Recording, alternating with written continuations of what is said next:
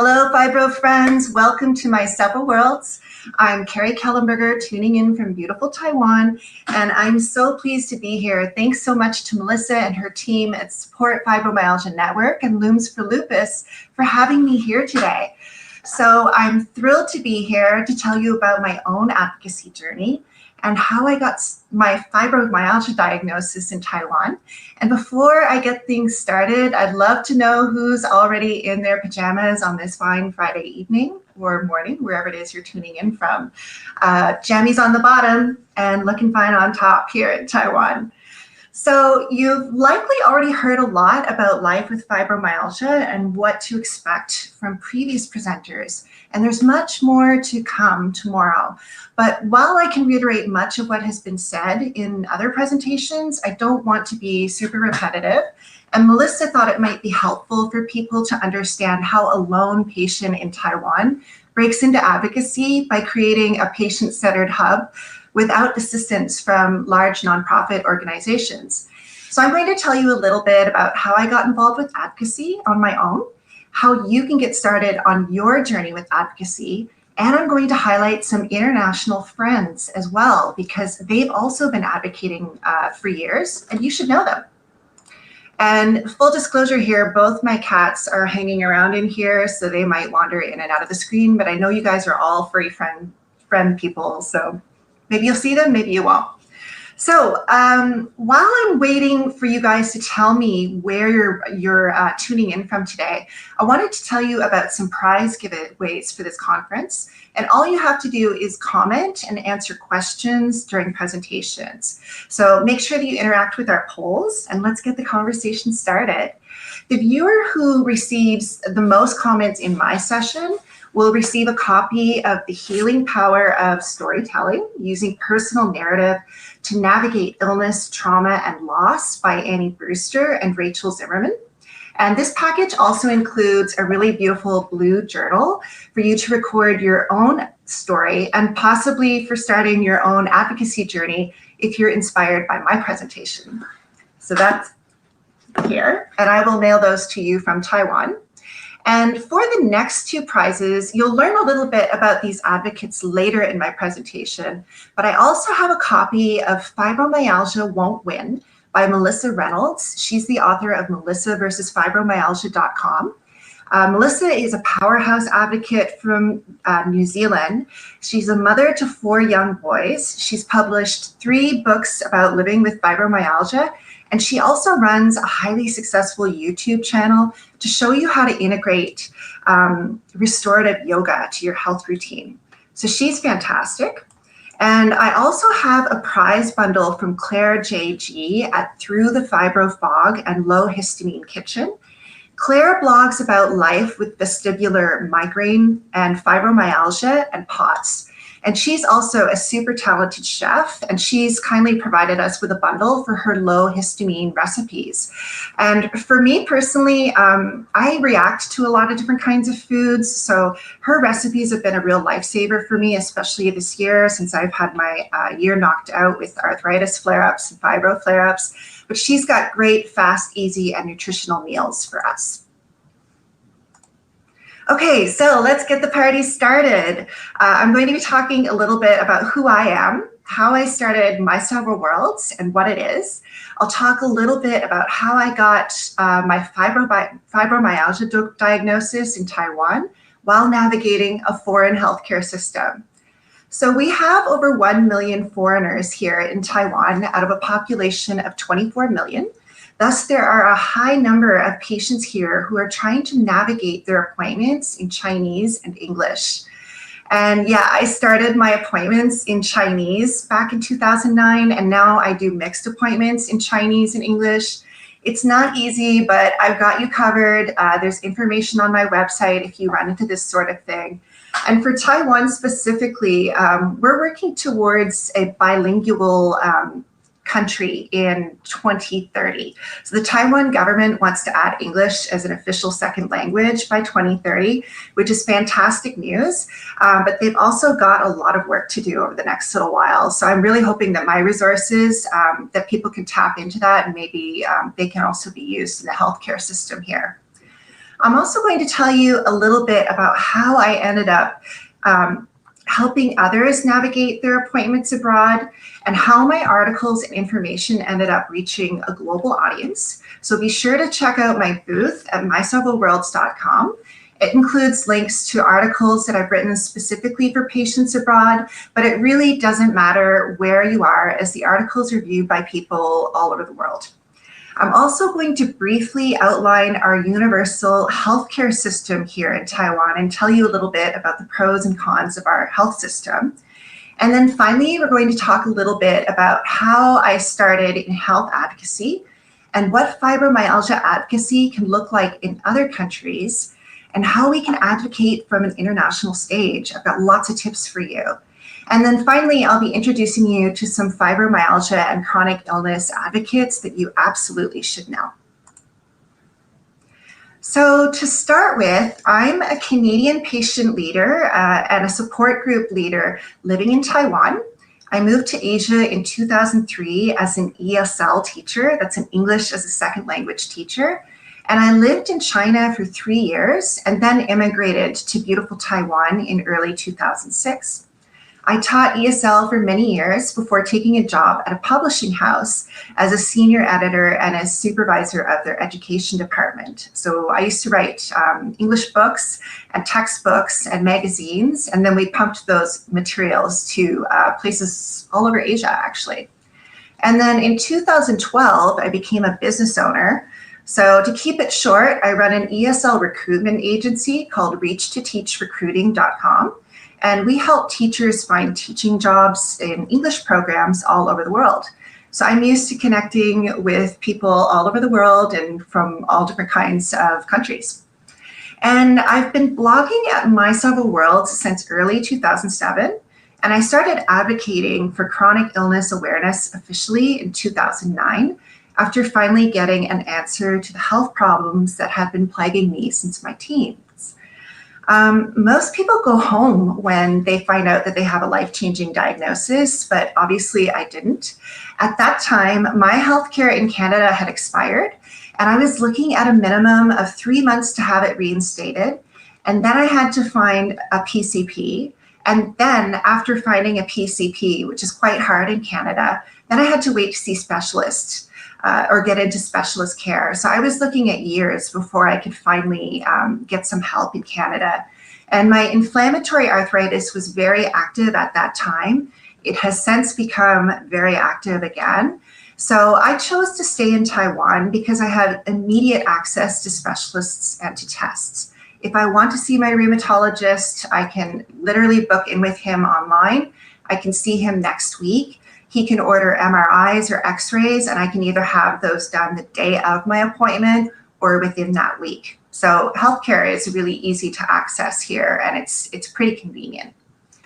I'm an award-winning blogger, an author, an accomplished professional singer who gave up a 20-year career in music because of throat problems and voice changes due to fibromyalgia. And I've done a lot of TV and news interviews over the years on a wide range of topics. And obviously, I'm a retired world traveler. I was able to travel to over 35 countries before I got too sick to travel, but I'm really glad I got that time in when I did. So, My Several Worlds, what is it? My Several Worlds is about the worlds that I live in and the boundaries that blur between them as I'm moving through those worlds. So that can include my world here in Taiwan, my world in my life in China, my world in Canada. Obviously, it includes the world of the chronically ill and the world of being healthy, among many, many other different kinds of worlds that I've explored and had the chance to view and participate in over the last 20 years. So it started as a travel and culture blog to update friends and family about our world travels and our life in Taiwan. And it was named after an American author by the name of Pearl S. Buck. She wrote an autobiography of the same name, and she was a missionary who lived half of her life in China and half of her life in the US in the early 1900s. And Buck recalled in her memoir that she lived in several worlds. So one was a small white Presbyterian world of her parents, and the other was the big, loving, merry, not too clean Chinese world, and there was no communication between them. So My Several Worlds felt like the perfect title for me to start my travel blog on, and my site quickly became ranked in the top 20 travel blogs in the world by 2009. And it held on to that top ranking for many years until I became too sick to travel. So when I got sick, I had no idea where to take my highly successful travel blog. I had carved this travel writing career out of it, and suddenly I couldn't travel. But after rereading Buck's memoir for the umpteenth time, I decided to focus on my immigrant story to Taiwan and talk about the lack of communication that was happening at my healthcare appointments. And it didn't take long for me to realize that there is a huge gap in information for patients who need English resources in Taiwan and Asia. And as it turns out, my global audience really appreciated the simple how-to articles that I was producing for patients on my website. So my mission now is to connect, educate, and inspire chronically ill patients around the world, while also providing much-needed resources in English to patients in Asia and elsewhere. Like many of you, I never want anyone to feel like I felt when I was alone in a foreign country, navigating a foreign healthcare system in a different language with no one to help. So you're not alone. And as it turns out, my Chinese name is Wei Xiao Tianshi, and it's an apt name, as many people have commented that I came into their lives at the perfect time. And for those of you who don't understand Chinese, Wei Xiao Tianshi means smiling angel. So as someone who has been advocating for 15 years, I've obviously produced a lot of content. I have 892 articles on myseveralworlds.com right now, and you can bet I'm going to hit that 900 article mark by the end of 2022. And I've easily written over 1,000 articles for my own site and for other sites. In total, I have 9 well-researched books on my website. So when people keep saying to me, oh, you should start a book, it's already there. It's on my website, and it's free, and it's really well organized. You just have to click on the navigation bar at the top, the topic that you're looking at, and all of the stuff comes up underneath that tab. And that obviously doesn't include all the time that I've spent doing videos and podcasts, storytelling sessions, hosting events in person, leading support groups, and all that time that I've been pumping into social media updates as well. So as I mentioned, I got my first diagnosis, which is axial spondyloarthritis, in 2009. I had no one to turn to back then, so I started blogging about my journey and releasing information across my social media channels. And it didn't take long for people to find me and for patients to start asking questions. In fact, I had so many people contacting me, I decided to host some awareness picnics in Taipei to have some fun and better educate people. And that's what you can see on some of my slides here. Some of the photos here on my slides are from my awareness events in Taipei. And I had a lot of people turn out at those events. I was really, really surprised to see all of these people come out. And I hosted those events from 2010 until 2018, when I became too sick to walk into Da'an Park in Taipei. I'm really limited to what I can do now and have been mostly housebound for years now, thanks to AXSPA, fibromyalgia, and ME/CSF. And like many of you, I have around 2 usable hours per day, and I use that time wisely and guard my time wisely, just like all of you. And I'm always lacking in spoons, guys. It's pretty much a given. So that said, even though I wasn't able to continue with my events, my parents in Canada, who you can see in the center photo, they kept my events going. And all of those people that you can see that are kneeling down in the photo, those are all of my former high school teachers and coaches who all went out to walk for awareness for AXSPA and fibromyalgia. My dad was a coach, so there wasn't any kind of sport that we didn't play when we were growing up. I'm an athletic A student from Ontario, or I guess I should say I was an athletic A student from Ontario. And I played many sports like downhill racing, competitive downhill racing, figure skating. I played basketball, volleyball. I was on the track team. I danced, I lifted weights, and I practiced yoga intensely right up until 2012 when I had to stop because exercise was resulting in debilitating pain and fatigue. It was also causing PEM crashes. And it was also right around that time that I had to stop traveling as well because the toll that travel was taking on my body was just too much. So by 2014, I was a really well-known arthritis advocate in Taiwan. And I'd still say that in Taiwan specifically, I'm best known for my arthritis advocacy. But I'm also known for fibromyalgia advocacy, for chronic pain and disability awareness, and for chronic illness awareness. And my awareness events for ACTS Spa specifically have been featured in the Taipei Times and across several other news channels, and people were really starting to reach out by that time. I've mentioned arthritis a few times here, so let me tell you what kind of arthritis I have. I have axial spondyloarthritis, which is known as ACTS SPA. My formal diagnosis is ankylosing spondylitis, and it's a type of inflammatory arthritis that affects my spine and my SI joints. So it hits every part of my body, and it's this year specifically, it's hitting all of my joints. At times this year, I have not been able to bend my arms or bend my legs. Everything was really swollen, and we're really working hard to get that under control right now. So rheumatoid arthritis tends to get all the attention, but in the past 15 years that I've been advocating for ACTS SPA awareness, I'm really pleased and surprised by the progress that our community has made in educating doctors and patients around the world.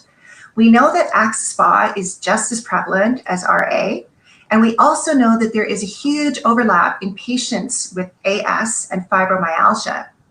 So when I got my AS diagnosis, I joined a Taiwanese AS support group early on, and I was welcomed there. But the information, of course, was all in Chinese, and the information that I was getting there was not consistent with what I was getting and seeing from Western organizations. So I ended up turning to the online community, patient community, which was just starting to hit its stride in 2010. I think Crystal mentioned last night that she'd seen a huge bump up in progress with the fibromyalgia community in the past 5 or 7 years in her presentation. I need to catch up on the rest of the presentations while I was sleeping, by the way. But I've also noticed the same thing with the fibro community, and I've also seen that happen with the AS community, and we're seeing it happen with the ME/CFS community right now. So we're really seeing a lot of patients starting to get involved. And I was also able to reach out to the team at the Spondylitis Association of America when I was just starting to get into advocacy and when things were just kind of starting to hit its stride with AS communication back in 2010. And they were able to send me information that I was able to use to navigate my arthritis appointments. But you guys didn't come here to hear about arthritis. You came here to hear about fibromyalgia. So what about fibromyalgia? What about my diagnosis? And here's how it happened. So I received my fibromyalgia diagnosis 4 years after I got my ACTS SPA diagnosis. I watched a presentation with Melissa, I want to say like a week ago. I think it was with Swing Care actually, or maybe it was Swing Care and Dr. Daniel Claw. And they were talking about that 3 to 4 year gap with arthritis patients and fibromyalgia patients. And I'm like, that's me, that's me. So in 2012, I learned I was in remission from ACTS SPA, but I was starting to notice a different type of pain and fatigue, and it was affecting every aspect of my life. But I just assumed it was arthritis. So I just kept going with my super ultra busy lifestyle. And then I had a major event in July 2014 when I was volunteering at a Canadian all-day festival. I was there for 10 hours, and then right after that, I got really sick, and I had a positive EBV test, and I never recovered from it. I had mono at age 14. As it turns out, I'm one of those people that just keeps getting mono. We know that that could be a trigger for AS and fibromyalgia. Of course, there's no conclusive evidence towards that, but that's definitely in my top 3 things of how fibro might have started for me. So I ended up bringing up this extra pain and fatigue with my diagnosing AS rheumatologist. And unfortunately, he was retiring, and I had a new and younger rheumatologist that took his place. And we didn't have really any kind of a conversation. I had a really quick appointment with her, and then I left my appointment and got home and realized she changed my medications without telling me. And she was also really blunt. Like, she's like, oh, I think you have fibromyalgia, and then that was that. So I didn't really trust her. We didn't have any kind of a doctor-patient relationship. And I decided to seek a second opinion from a doctor here who has AS, because he was really well known for his work. So in 2015, I go into my appointment expecting him to tell me that my arthritis is active again. And he was really, really blunt with me. He told me bluntly that I had fibromyalgia. My ex-SPA diagnosis was jarring, and I remember feeling relief because I had an answer to those problems. But when this doctor decided to tell me that I had fibro and I didn't have AS, and he took my AS diagnosis off my paperwork, that left me reeling. He didn't believe that women could get AS. His delivery with fibro and ME was terrible. He was very patronizing and very condescending. And as we all know, that's one of the worst things a patient in pain can encounter when they need help. So pretty much my world fell apart. I was much more distraught with my fibro diagnosis and with my progressively disabling arthritis diagnosis. I remember crying really hard, and I left that appointment and I fell into a really deep depression that lasted about 2 years. I couldn't find anyone that was willing to answer questions for me about my fibromyalgia diagnosis here in Taiwan. I thought I'd be able to get some decent information from fibromyalgia groups, but it was like speaking into a void. There was really no one talking about fibromyalgia in Taiwan in 2015. So during that time, the doctor tried to treat my fibro with all sorts of things. I tried SSRIs, I tried SNRIs, I tried Lyrica and Cymbalta. He kept me on my primary arthritis medication, and I was also on painkillers at that time, just in case. And his med cocktail ended up landing me in ER with serious medication interactions and serotonin syndrome. And then he dumped me. I was on my own and had to find another rheumatologist, and I had to fight like hell to get that arthritis diagnosis added back to my paperwork.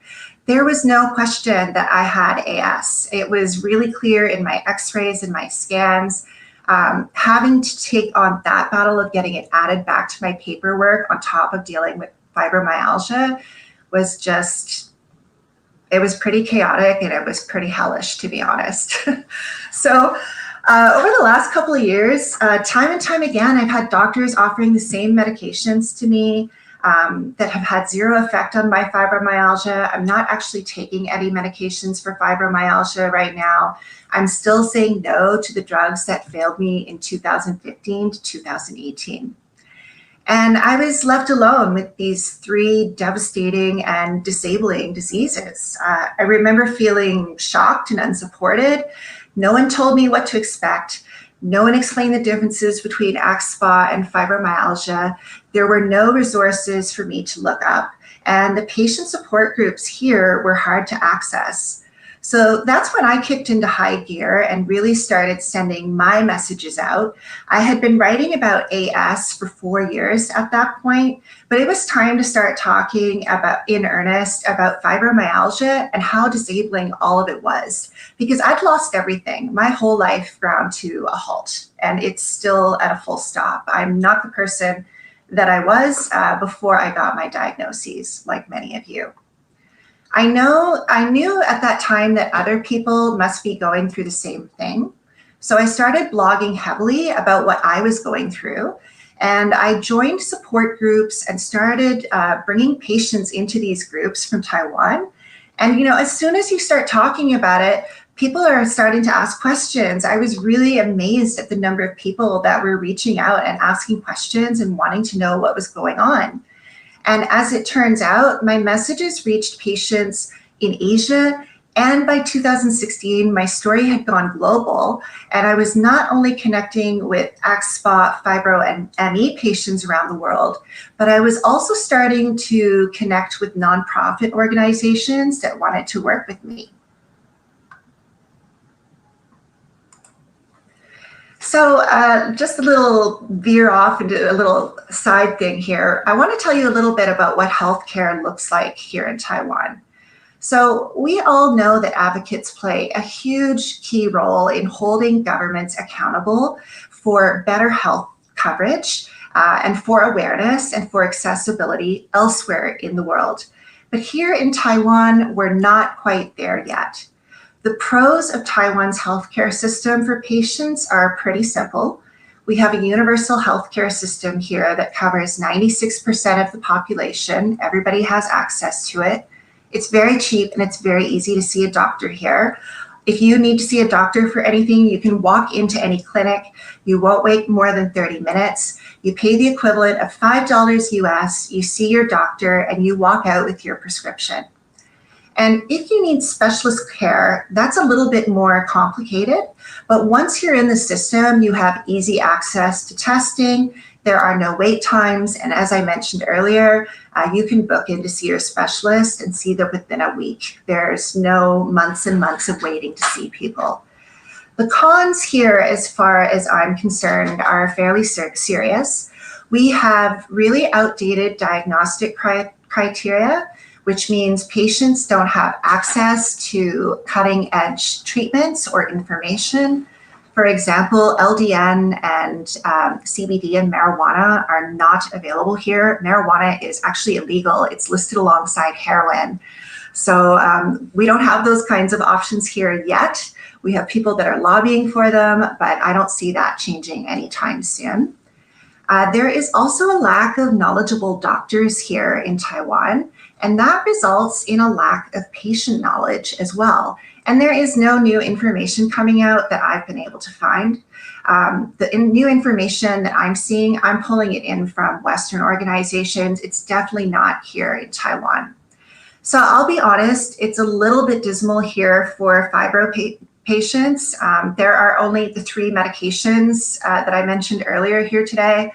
Most patients I know are offered the same medications, and they're offered them time and time again. Doctors will look at your medical history. They can see where you've taken this medication, and they'll still suggest it at your next appointment, which I find really, really, really annoying.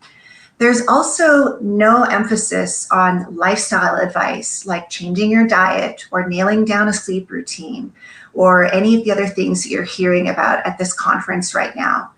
So what do fibromyalgia patients do here? Well, we rely on sourcing information from other veteran patients and support groups in other countries. But that information is not always relevant to what we're living with here in Taiwan. And that's where I come in. I've created numerous guides on living with fibromyalgia in Taiwan, including which doctors to go to, how to address lifestyle changes, where to go for treatment, what you can do to find alternative therapies that will help you cope with life with fibromyalgia. And of course, I'm always lending an ear and advice, if wanted, to anyone who contacts me and needs help, especially if they say, hey, Carrie, I need help. What do I do? So I know that some of you are tuning in from my own fibromyalgia support groups, and I highly encourage you to join these groups. We'd love to have you. Here is where I get a chance to talk about our group members who not only helped me starting out on my journey with fibromyalgia, but for also supporting me through my advocacy journey. So the first group that I want to highlight is Fibromyalgia and AS in Women on Facebook. I found that group in early 2015 when I had just received my fibro diagnosis. And the women in that group were the ones that actually started preparing me for what was to come. And if not for their help, I don't know what I would have done. They had experts in the group that suffer from AS and fibro. They had fibromyalgia authors in this group. They were releasing information from for summits, so I was able to join health summits through these groups.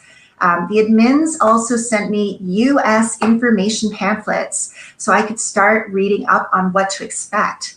And when I got those pamphlets, it made me wonder why there is nothing like that here in Taiwan, not even in Chinese. And I'm pounding my desk here because I couldn't believe that we didn't have these basic information pamphlets available to patients here. So that's when my fibromyalgia advocacy journey really started, as I tapped into a gap in information services, and I was really determined to fill that gap. And I think I've done so well so far. So with fibro and AS in women on Facebook, I was adding patients to this group from Taiwan, and I was also adding friends from elsewhere in the world. And I became an admin for that group that year because the info I was providing to patients seemed to be well received, and they wanted my help. So I've been running that group now since 2015. I also joined Fibro Connect on Facebook a few years ago, and I'm also the main admin and the only admin for that page right now.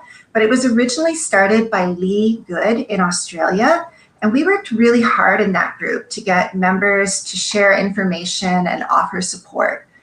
And honestly, like most of you, with no disrespect to our doctors here, I've honestly learned more from support groups and veteran patients than I did from my own doctors here in Taiwan. And that's what brings me to the second part of my presentation, which is advocacy, international advocacy.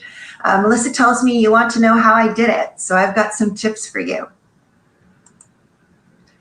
So why do we advocate? Effective advocacy promotes social change. We advocate to process our feelings. Talking about our feelings helps us process what we're going through. We advocate to tell our stories. Storytelling is the fabric of social change. People don't resonate with facts. They resonate with people and personal stories. And change happens when you're outraged about learning about what someone else you know is going through. We advocate to help other people. Most advocates that I know are advocating because they know if they can help just one person on their health journey, then their mission is complete. And when I first started advocating in Taiwan, no one else was doing it. And now I'm seeing loads of people who are joining in on raising awareness and advocating for a better treatment. We advocate to educate. Advocacy and education work together. So reaching out to veteran patient leaders and to people who are going through it is the first thing that newly diagnosed patients do. We advocate to make connections and friendships. Connections allow us to develop friendships with people who understand what they're going through. And like most of you, some of the closest people in my life are people that I've met through advocating and through networking and through making friends through the Fibro Support Network group, and also through Crystal's group as well. We also advocate to let others know that they are not alone. I can't tell you how many times someone has said to me too, I'm so glad I found you, Carrie. So sharing and connecting inspires other people to share their stories. And that's really why we say awareness matters. We're working together to change the world for a better tomorrow. So living with a life-changing diagnosis is hard enough, but imagine receiving your diagnosis in a country where you have to navigate a foreign healthcare system. Who do you turn to if you don't speak the language? Well, you're likely going to have to find people like me. I also want to point out that how one advocates in the US or Canada or the UK or Australia or New Zealand might not be how one advocates elsewhere in the world. And I think Crystal and Estella also touched briefly on this topic last night. I was so glad that they brought it up because that's what this presentation is about. It's important that we know how advocacy works in different places around the world and how we can use that so that we can all come together and make it work for everyone. You can and will find advocates that can help you get started, and they'll give you the building blocks to navigate your appointments and to provide support. So I've taken the liberty of typing out a little timeline here on how to get started in international advocacy. International advocacy is a little bit different from just regular advocacy. These steps might seem simple, but I think you'll be surprised by how much time that it can take to get started. So the first step is to locate and follow advocates from other countries. Comment, like, and share their work. I'm charmingly annoying, but I hope in a good way. Step 2 is share your experience. Tell your story. Listen and be supportive. If you're not feeling like you can tell your story, then you can always just click like for somebody else, let them know that you're supporting them. And experiences differ everywhere. So it's important that we share these differences so that we can learn about these differences. Before you go casually suggesting a treatment, like for example, LDN and marijuana or CBD, it might be wise to know that some people can't access these types of things. And while it doesn't bother me, I have noticed in some of my groups that people get really upset when things are suggested that they can't access.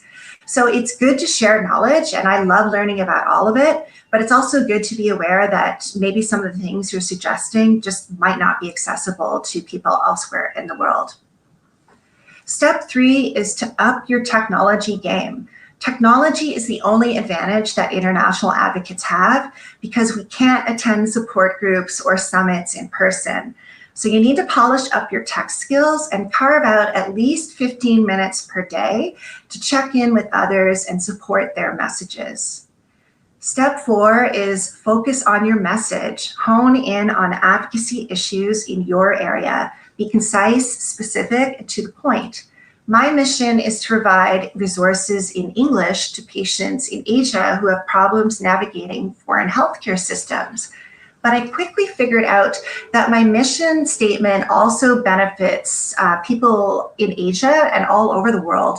My global audience, as it turns out, is looking for easy vocabulary to use to communicate what they're going through. So I really focused on that message, especially in my articles. And it turns out that those articles helped patients understand where to go, how to find a rheumatologist, and how to navigate cultural differences, or even something like understanding doctor-patient relationships in a different country. And if you want to have a look at those articles, I encourage you to stop by My Several Worlds booth. I've put up some links there, or actually I should say Melissa's team has put some links up when they were building my booth for me, and I hope you can find some helpful information there. Finally, step 5 is consider your audience and show your audience that you care. Since my audience is global and I have people coming to my site from all over the world, I keep my content clear and concise and well written. And I also include citations so readers know where that information is coming from. Make sure that you keep your citations up to date and relevant. Something that was published in 2009 is no longer relevant. There's lots of information that's coming out these days from 2021 and 2022 that you can include and share. And finally, support the people who are supporting you. That should be a no-brainer.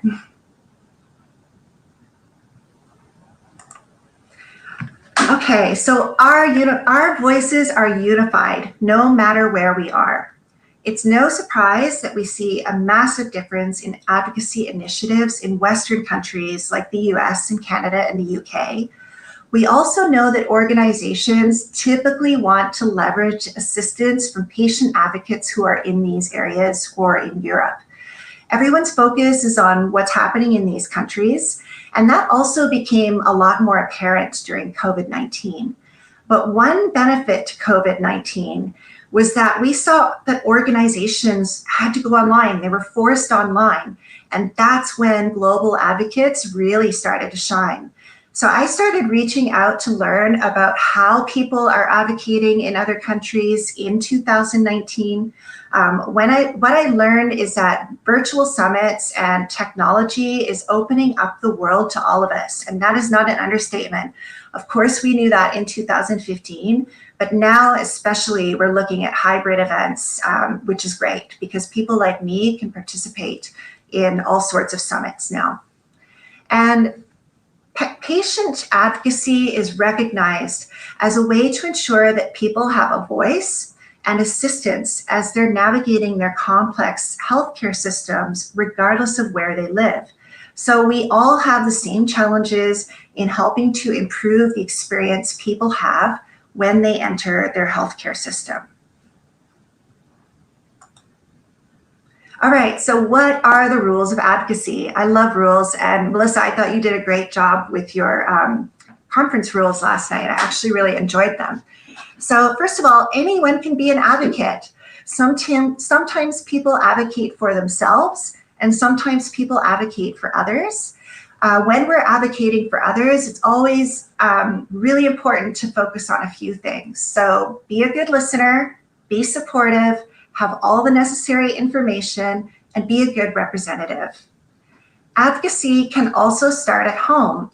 So your job as an advocate is to help people understand issues. So for me, it started at home since I had to educate my husband, my family, and my friends on my diagnoses. And as we all know, reactions can be mixed to start with. And sadly, reactions can include things like shame and disbelief and disapproval and criticism and misunderstanding and judgment. We've all been through that. So I started sharing more facts about fibromyalgia and arthritis to help dispel some of those myths. And it didn't take long to establish my goal and also start changing attitudes with the people that I was advocating to. Obviously, we can advocate for change, and change can happen in your own backyard and in the most unexpected places. So I was not expecting my journey to kick off in Taiwan or to go international.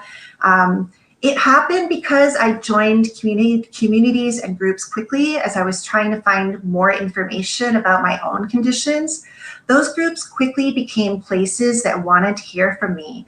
Where do I go? What do I ask? What should I tell my doctor? Who can support me? Nonprofit organizations like Support Fibromyalgia Network and iPain Foundation can assist you because they are international organizations that feature patient voices and stories from around the globe. And finally, we can advocate for systems change. So this one is a little bit tougher here in Taiwan because of the language barrier. We can't approach legislator, county councils, or state agencies here like people do in Western countries. It's next to impossible to participate in public advocacy or public policy and the legislative process here. So what can we do about that if we're in a country where that's not happening yet? Well, we can support other patients in other countries because a win is a win. So for example, I can't tell you how much I've learned from Crystal Kent. She's amazing. And while what she is doing in her groups isn't necessarily relevant to Taiwan specifically, her work is monumentally important because it gives us a starting place for when we can use it here in Taiwan. So thank you, Crystal. You are a huge inspiration to me. All right, so when you're advocating in your country, you can look for nonprofits in your area that you might be able to visit. Obviously, you might want to look for someone who speaks your language. You can look at who's speaking about what. So look for people who are speaking about the issues that you're interested in. Make a public testimony about your journey. Network and build those relationships. And of course, share information. All right, so now that you know how I started working with others, here are some things that you should be aware of. So this slide showcases one of the numerous events that I've hosted in Taiwan for arthritis and fibromyalgia. And the people who came out to support these events are from countries all over the world. This is a really international group of people that we're looking at right now. So clearly hosting events is a huge help when I first started getting into advocacy, but here are a few other tips that I've learned. Be persistent and network. I mentioned being charmingly annoying earlier today. Maybe I am annoying, I don't know. I just want to get in there and make sure that people know that I'm there. I'm constantly leaving comments to people and friends who are presenting just to let them know that I'm watching. Also, be ready to work opposite schedules. So Melissa posted a video between an advocate in India, and I think we're going to see her later today, and with someone in the US. So that advocate was up at 4:30 in the morning, and I've been there and I've done that. Often my work with North American nonprofit organizations requires me to work late into the night.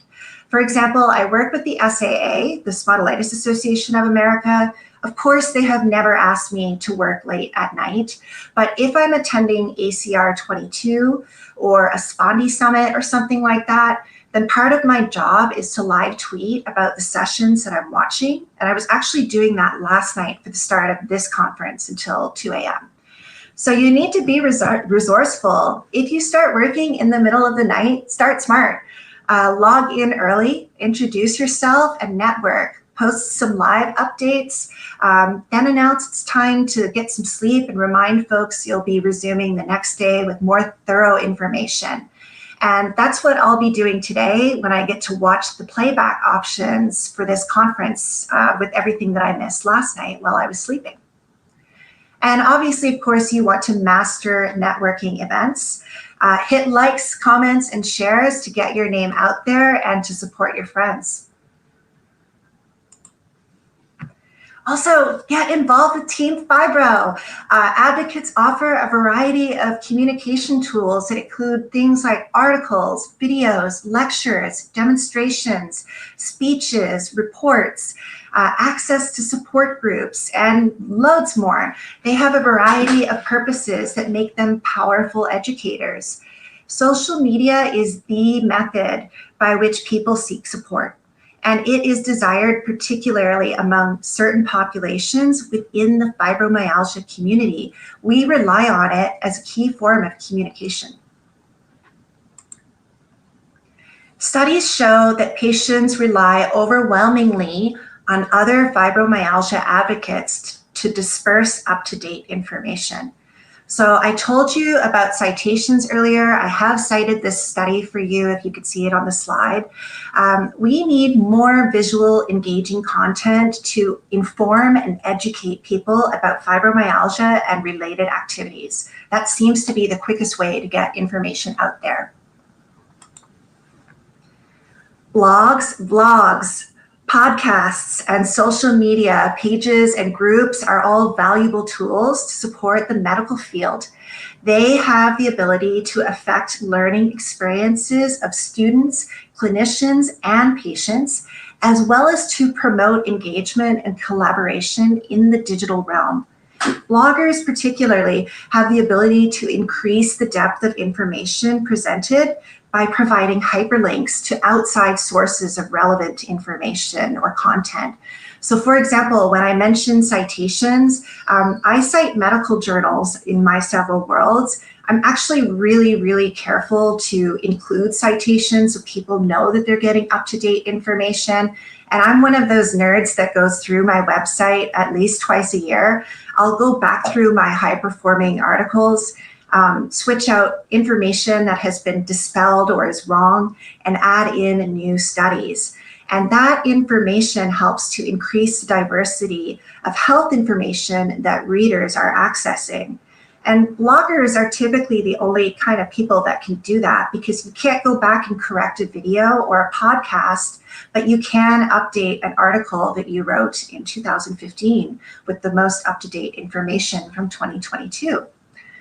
One problem that bloggers face, especially with social media channels, is that people don't, those channels actually don't like people leaving their platforms. So Facebook doesn't like it when you post a link and it takes you off of Facebook.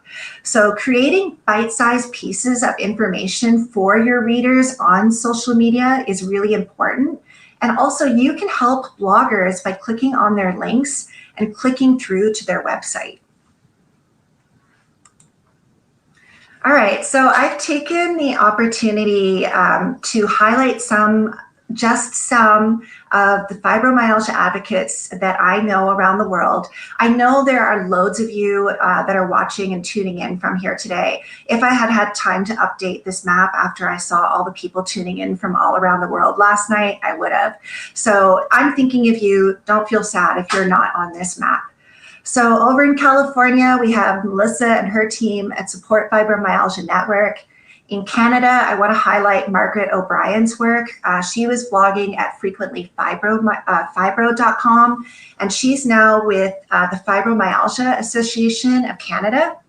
In Portugal, we have the Fibromyalgia Association in Portugal. In England, we have Fibromyalgia UK is a great resource, but I really love Claire J.G.'s work. She writes at throughthefibrofog.com.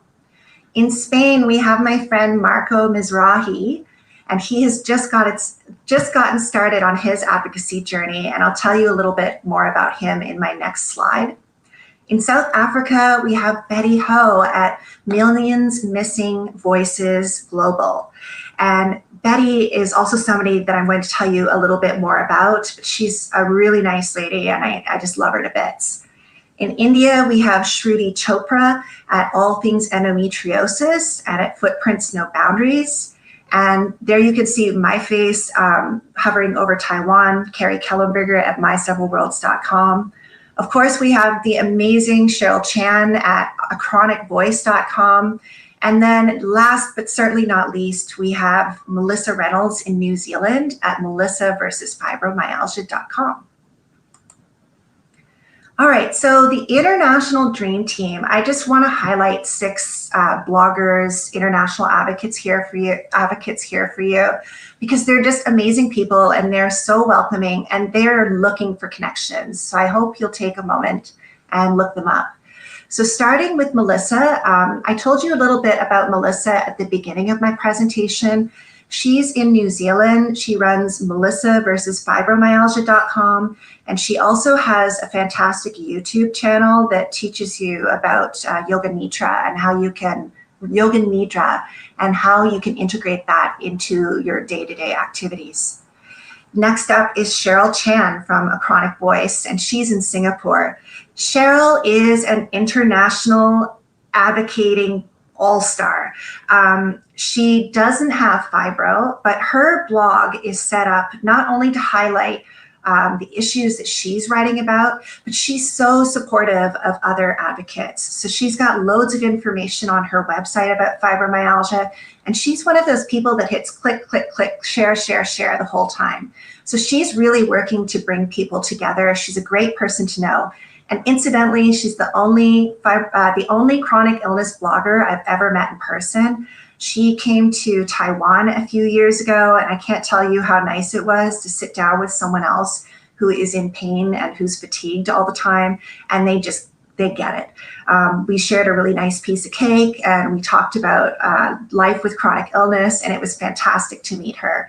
So I hope you get a chance to stop by achronicvoice.com. In India, we have Shruti Chopra at All Things Endometriosis and Footprints No Boundaries. So Shruti has EDS. She also has fibromyalgia. She also, unfortunately, has endometriosis. And just this year, she started talking a little bit more about her CSF leak. So Shruti's a great person to know. Her YouTube videos are really informative, and she also has a lot of information on her website. Over in England, we have culinary chef extraordinaire Claire J.G. at throughthefibrofog.com and at Low Histamine Kitchen. Claire has a wealth of information on her website. As I mentioned earlier, she blogs about fibromyalgia, vestibular migraine, and what else? blank fibrofog. There you go. But anyway, she's great, and she's got lots of super yummy recipes on her website, and she offers a lot of like swap out ingredients as well. So if you're allergic to one thing, she's got suggestions for other things. And then of course, coming over to Betty Ho in South Africa, Betty doesn't have a website, but she does run a bunch of different Facebook pages, and she's also one of those chronic sharers. So she runs Millions Missing Voices Global, and the MECFS South Africa chapter. And Betty just shares all day long. She's just one of those people that just pumps you up. So if you're getting into advocating, I strongly advise getting to know Betty and joining some of her pages. And of course, we also have Marco Mizrahi over in Spain. So Marco and I know each other from China. It's a long story, but in short, I really want to make sure that I've highlighted him because number one, he's just getting started in his advocacy. He's only been advocating for a year or two, and he needs a pump up. So I hope that you will connect with him.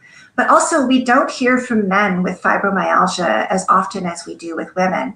So I wanted to make sure that I highlighted him as well. You can find him on Facebook under his name. And he is just the nicest, sweetest, supportive friend. He's so funny and so kind. You'll love him.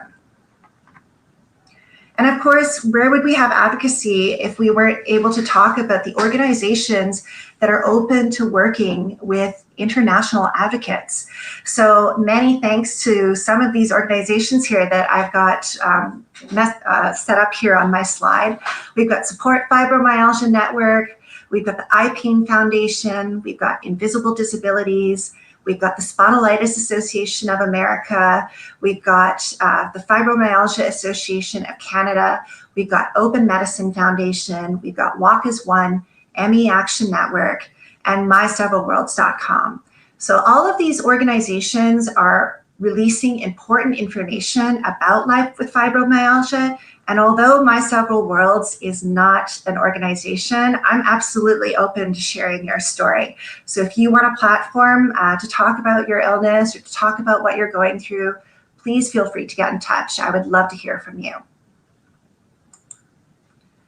All right, so I'm coming up on the end of my presentation here.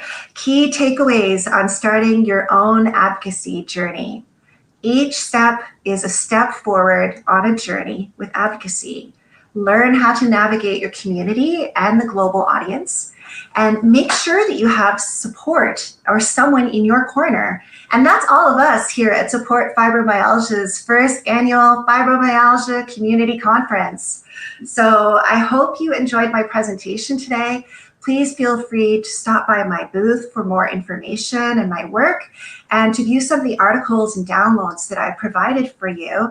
And I'll see you next year. I really hope you enjoy the rest of the conference. I had the best time. And I'm going to stop sharing my presentation slide now and turn it over to Melissa. Thanks so much, guys. That was fantastic, Carrie. And I love seeing all the international advocates you've connected with. Thank you so much for joining us and sharing all that great information and doing advocacy for all of us internationally. Thank you. It's been so great. I've never had an opportunity to do something like this before, Melissa. So I really want to thank you from the bottom of my heart. I was so excited when you told me about it in the spring. And I was like, oh, it's going to happen. It's Melissa. Of course it's going to happen. And I'm so proud of you, girl. Like, I'm proud of you. I'm happy for you. I can see that the conference is going really well. We love you. You know, we love you. Well, I love all of you out there. And I was just wondering if anyone in the backstage too wants to come back on stage, just give me a wave and I'll put you back on screen because I know we have people that want to say hello and just, we're going to shut it down. Last call, right? Mike just told me, and I'm not going to butcher the phrase. You don't have to go home, but you can't stay here. Did I get it right? Okay, probably not a good time for jokes, but he's like, we're 1 minute past. It's time to go. But we got to say how much we love Carrie on the video because I mean, so far we away. knew that we're gonna have fun. If Crystal, she like shut down, but like with everybody, but it wasn't that situation. I was trying to be funny late at night. It's not working, but we appreciate what Carrie has brought, and I just want to share some of the comments because everybody is cheering you on. So thank you so much, Carrie. There's Mario. Yes. Hello. And Tracy. All of our friends have stayed up here. I know with all the comments and questions and looking forward to watching the replays as well. And I think Carrie, you know Crystal, but Carrie, have you met Brandy? We have not officially met yet, but I've been lurking on your pages, Brandy, over the last little while. It's really nice to meet you finally. I feel so starstruck over here, Carrie. Like, I've been hearing about you for like the last week, and then listening to, I was so drawn into your presentation. I was really sucked into everything that you've been doing, and I'm just like blown away. And I even texted Melissa at one point. I'm like, how do you find these amazing people? Like, there's just been all day, it's just been amazing presentations, and I'm really blown away by everything that you're doing, Carrie. It's amazing. It really is. We're all so impressed with it. Oh, thank you so much. I didn't know if I was going overboard with the presentation or not, but that's the ESL teacher in me coming out. No, you hit on all the great points. I mean, and it wasn't just for international, just like for us as advocates and just human beings going through fibromyalgia. You're just such an inspiration and gave just so many great tips and guidance. And it was just, I was really blown away by it. I can't articulate that enough. It was amazing. Oh, thank you so much. What a great way to start. This is the best way to start the day. I know it's super late for you guys. Totally worth it. For me, I'm never up in the morning. So what a great way to start the day. Thank you so much, Brandy. Well, thank you for taking the spoons to start the day as well. And I totally blanked that it's 10 a.m. your time. So you're ready to go, and we're there. Barbie, I see your comment too in the backstage. So shout out to Barbie. And she just posted in the backstage area, great job today, everyone. Thank you for all such a great event. Thank you, Barbie. You're inspiring change. I know Carrie is really inspired by your work as well. And then what was I going to say? Oh, congratulations, Carrie, on winning the Fibromyalgia Legacy Award. Oh, yes. Did it actually make its way? It's here. Yes. Yeah. Thank you so much. I've never had anybody acknowledge my work in this way before. So I was so shocked when it arrived. I couldn't believe the size of the box it came in. I love it. Thank you so much. Well, I was worried that because you told me the specifications on what to try to get it under. So I was like, oh no. So I was like, I hope it makes it. So I'm glad it made it. Yes. Made it to you for the conference. It made it, and it's beautiful, and I love it. And my husband put it up on the shelf, and I'm like, no, I need it down here to show it during my presentation.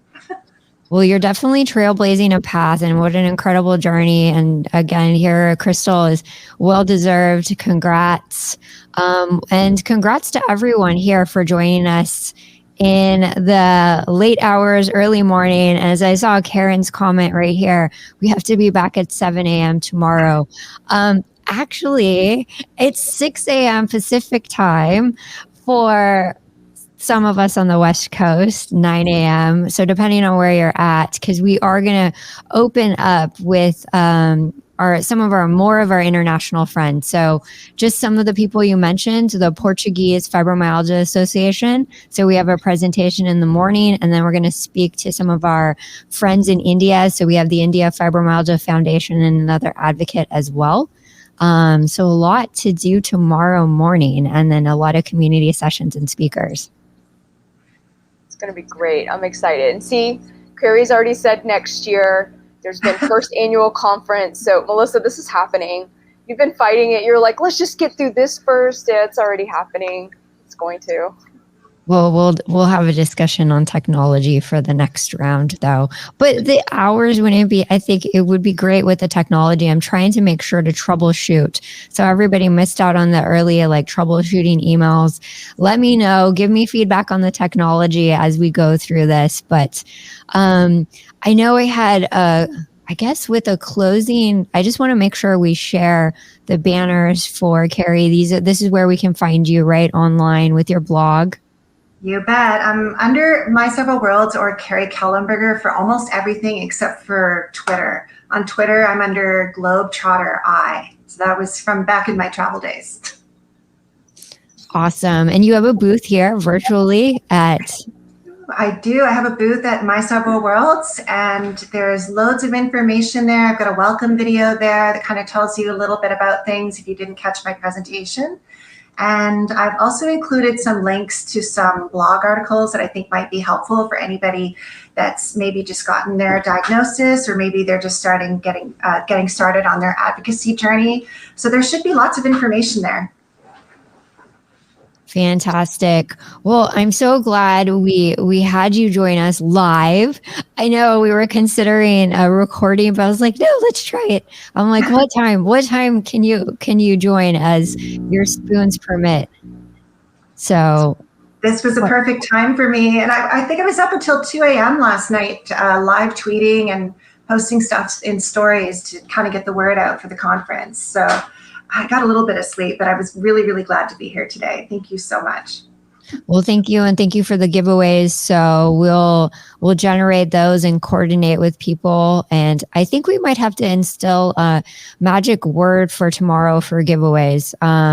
Anyone that says the word nerd, if someone says the word nerd, how can we structure the giveaway? Is the person that comments the most or has commented the most after that thing? We'll have to figure it out once my brain starts working a little bit better. I was thinking the same thing, Melissa. I was like, we need to have a giveaway for every time a guest comes on and they just said nerd. There's no prompt to it. They just talk about being a nerd. We should do something for that. Nerds United. There we go. And Karen, are you asking for this date? Oh dear. So, we have a 2023 conference to plan. We have a concert to plan. Oh yeah, we got to tell Carrie about the upcoming concert too. Well, I'll let you, because you're the big instigator for the concert. Anyone want to join the concert? We have a singer. We have someone that plays instruments. Yeah, I'll happily sing for you. I can still get through a couple songs. There we go. See? What's Mike saying about this? Is he supporting it? Mike, give us a thumbs up from back there. Yes, this is happening. He's working behind the scenes. He's like, no way. I'm tired. He's like, let's get through tomorrow. He's going to have to make me like work through. I was like rubbing. See, this is a benefit of virtual. You can't smell me. So using all the ointment back there. So anything to like keep me going. But concerts, all this stuff, we can get it done. And I'm seeing the nerd here with all of this. Delicious. Nerd.